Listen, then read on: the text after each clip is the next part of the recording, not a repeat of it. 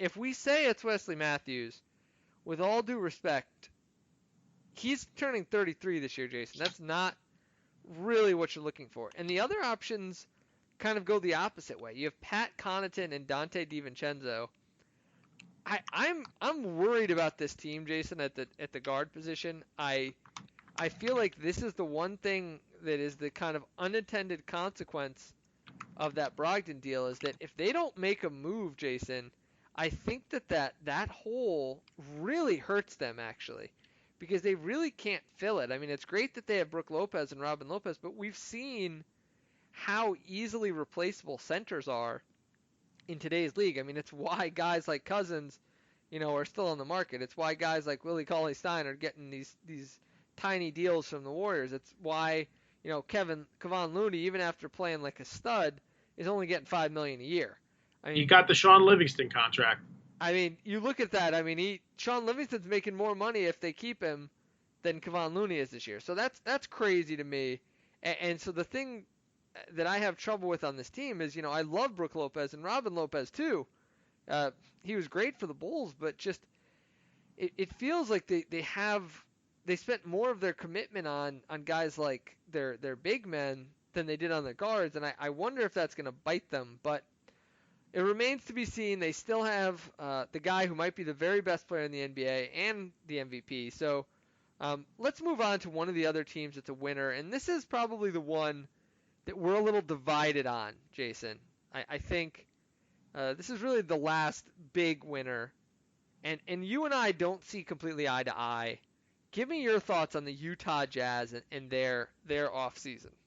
Well, everyone's talking about Portland and Denver, and spoiler alert, Portland is my last winner, and I think Ben would agree because he's pretty high on the Blazers as well. But I just have to love what Utah did. I mean, dating back to right after the finals, getting Mike Conley in a trade from the Grizzlies, and he's there now as the starting point guard. You pair him with a Donovan Mitchell. You have Gobert there as back-to-back Defensive Player of the Year. You bring in Bojan Bogdanovic, who showed, came in with the Nets, went to the Wizards, then the Pacers, show that he can be a legit NBA player. You have him on the wing with Ingles. I think that they're a little small after losing Derek Favors. But the Jazz loaded their bench up. They bring in a guy like Ed Davis to back up Gobert. We all saw what he did in Brooklyn last year. It was arguably the best backup center in the league. They bring in Emmanuel Mudiay for added depth and got Jeff Green. So if all the pieces fit there for Quinn Snyder, the Jazz are loaded and primed to contend in the West. So I like the moves. I do agree that there is a bit of a concern in the front court. Are the Ingles-Bogdanovic combination going to get enough rebounding and scoring there? And if Gobert goes down, how they're going to score down low because Ed Davis is not a scorer. So I get there's concern there. But in a vacuum, I'm a big fan of what the Jazz are doing. So I have 2 points here that I want to start with. The first is that the Jazz and the Sixers remind me of each other in one big way. In spite of all the moves, in spite of all the noise, all the blah, blah, blah, blah, blah that we're going to hear, their success or failure is going to come down to one single thing, Jason, and that is the development of their point guard. If Donovan Mitchell, who is essentially their point guard, he's the one who's been handling the ball. Now it looks like Mike Conley will take over that role, but if Donovan Mitchell develops and becomes a superstar, I think last year probably one of the more overrated players in the league, Donovan Mitchell. Just a lot of kind of that Zach LaVine, some empty calories, not so many great shots. I think not as good as some of the numbers suggest. I'm not quite as high on him, I think, as some folks are. And I think the advanced metrics kind of tell that story as well. And the same for the Sixers with Ben Simmons. I mean, they're going to go as far as those guys take them. And for me, the thing here with the Jazz is defensively, I think they've given up too much. And my concern is that they are now very undersized as a team. In the backcourt, they have Donovan Mitchell, who is undersized at the 2, Mike Conley, who's going to be one of, if not the smallest starting point guard in the league when it comes next year. He is generously listed at 6'1". I think that is very generous indeed. Bojan Bogdanovic and Joe Ingles are both about 6'8" and are really, for their position, two of the worst rebounding small forwards. And now one of them is likely going to have to play power forward. Now, I do feel a little bit better because I had forgotten that they kept Royce O'Neal, who I think is going to be actually a pretty critical player for them. I think he's a better rebounder and defender than those guys. My concern is Gobert is going to have to be an absolute dominant defensive player yet again because they're going from having a guy like Ricky Rubio, who's up there as one of the best defensive point guards in the league, a guy like Jay Crowder, who's great at the four when he plays there, Derek Favors, who's just flat out one of the best defensive players in the league, X-Net shout out there. But Favors, I mean, I think that loss is really going to hurt them. I don't think people realized how good he was defensively. And now it's going to be all on Gobert. He's really, in that starting lineup, Jason, I think he's going to be the only above average defender. And I think that is going to make this really interesting for this team. And then offensively, Jason, I think everyone's crowing about how good this team is, but one of the things that I think people are forgetting is that Bogdanovich had a career year last year, and it was largely because they handed him the ball once Oladipo went down. And I do wonder if we might see some bristling on this team because I feel like there's a lot of overlap in the skill sets. Mike Conley likes to slow the game down and play a lot of pick and roll. So, playing this out, Jason, I'm just not sure where that puts Donovan Mitchell. Where is Donovan Mitchell when Mike Conley's running his pick and roll? And vice versa. What is Conley doing now when Mitchell's doing that? Donovan Mitchell has not really had a lot of off-the-ball action. He likes to have the ball in his hands a lot more. I'm very curious to see what happens there. And then Joe Ingles has really taken over that second unit as a pick-and-roll ball handler. And so then you wonder, what is Bogdanovich going to be happy being just a spot-up guy, and does that maximize his value? So I wonder if they'll put Bogdanovich on the bench and let him be the sixth man. I think that's probably the best decision here.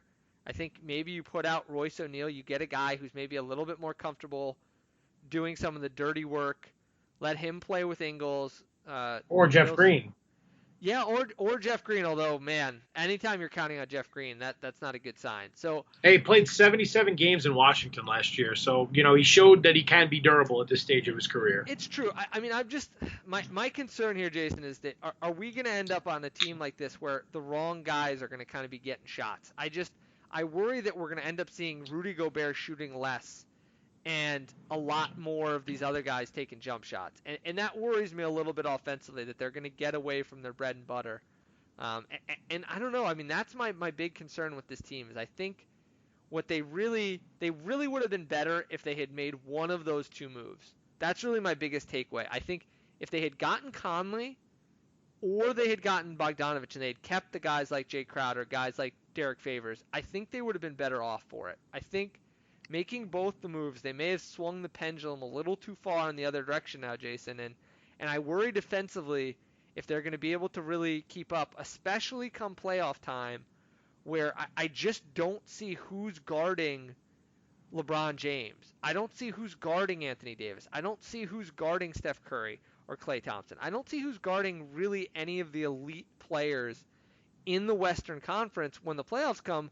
I mean, they had a lot of trouble guarding James Harden, and it doesn't feel like they've gotten any closer to doing that. And meanwhile, they're going to have to go through teams like the Blazers, the Thunder, who have guys like Westbrook, Paul George, Damian Lillard, and I'm not sure how they're going to guard those types of players with their current personnel, Jason. Well, I still think they're going to contend in the West. I think that they'll figure it out. They have a lot of versatile pieces that can switch, and I think Snyder's got some new toys to play with. So I do like what Utah did.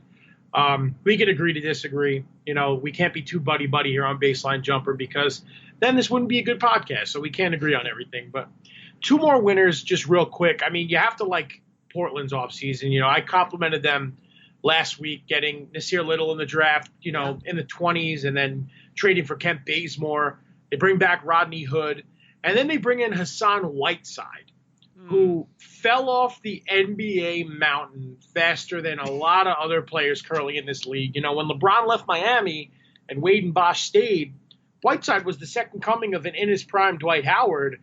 Now, he showed that he was too immature for Miami, goes to a good situation for him in Portland in this ridiculous four-team Jimmy Butler trade. They get rid of Mo Harkless. Harkless goes to the Clippers.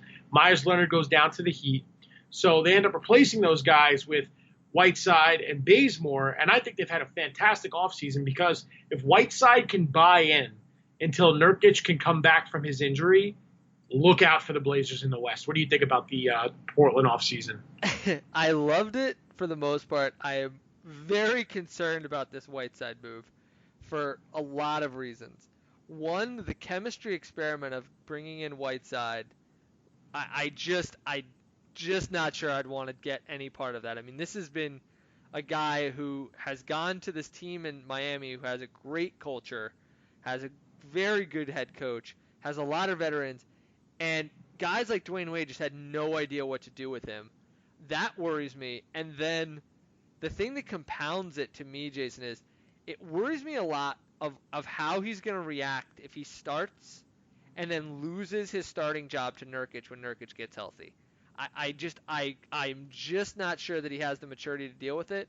And then the other piece of that is I think this means that Zach Collins is going to be a power forward next year, doesn't it? I mean, it sounds like that's the plan then. They're going to play him at the 4. Yeah. Well, Collins is another up-and-coming player for them, too. So they have some options. They have some pieces. And I'm excited to see what Portland did. I mean, you have any other thoughts on them before we move on to the Zion sweepstakes? Well, I really liked Rodney Hood and Kent Bazemore. We talked a little bit on those guys. I like that they changed it up.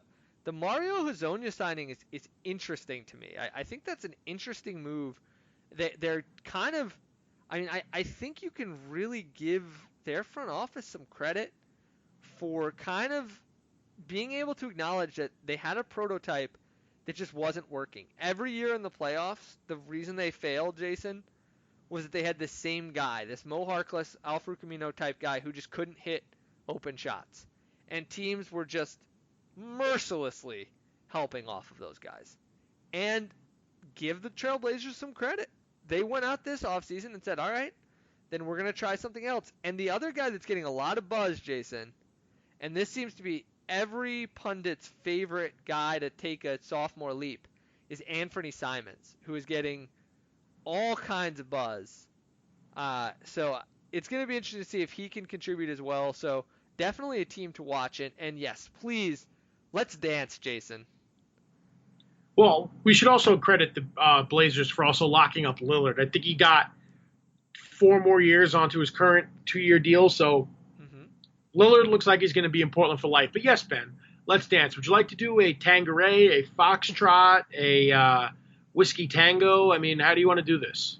I mean, I think we just have to start with maybe one of the outside of the max moves. You know, I said I loved the Jeremy Lamb signing.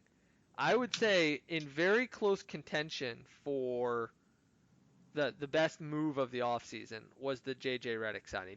How do you feel? I mean, do you agree? I mean, I think that is just as good a fit as you're going to find of player and team. Oh, I love it. You know, just as much as it's going to suck for the Sixers to lose him, that veteran presence, that three-point shooting. You know, the Pelicans are having a great offseason. They bring in Lonzo. They bring in Ingram. They bring in Hart. They draft Zion. Favors. And then Drew, well, hear me out, okay? It's a long show. I get really excited. Drew Holiday. I know, I could tell. I mean, you're going to do me a favor, Ben, and let me speak. I'm just kidding, pal. I love you. Yeah, so they have Drew Holiday there, but they needed more veterans. So they bring in J.J. Redick, who is the ultimate vet at this point in his career. And then they go and they get Derek Favors in a trade from the Jazz. So you bring in those 2 veterans along with Holiday, mixing that with the young core. I know you're not big on Jackson Hayes, but with New Orleans' great draft, the trade of Anthony Davis, and they basically turned Anthony Davis, a person who they could not build around to win in the West, into a team that could potentially win in the West in a couple of years. I think great veteran presence, the rebounding from Favors, good compliment to Zion Williamson, can kind of tutor him in his rookie season as that veteran presence who Favors was drafted at 19 years old, so he knows what it's like to go through the rigors of the NBA at such a young age as a big man. So I think that's good. And then Redick with the shooting down in New Orleans, you pair him next to Lonzo or Drew Holiday, and Alvin Gentry's got some options, a lot of mixing and matching. And, yeah, Pelicans clear winners here in this free agency bonanza. Yeah, I mean, I just love the Redick move. And I have to say, too, I really, really like the Favors move.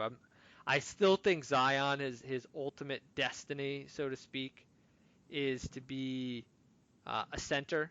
I do, but I mean, just to get a guy like Favors for what they did, I just thought that was a phenomenal move. I mean, I thought that was a Great fit guy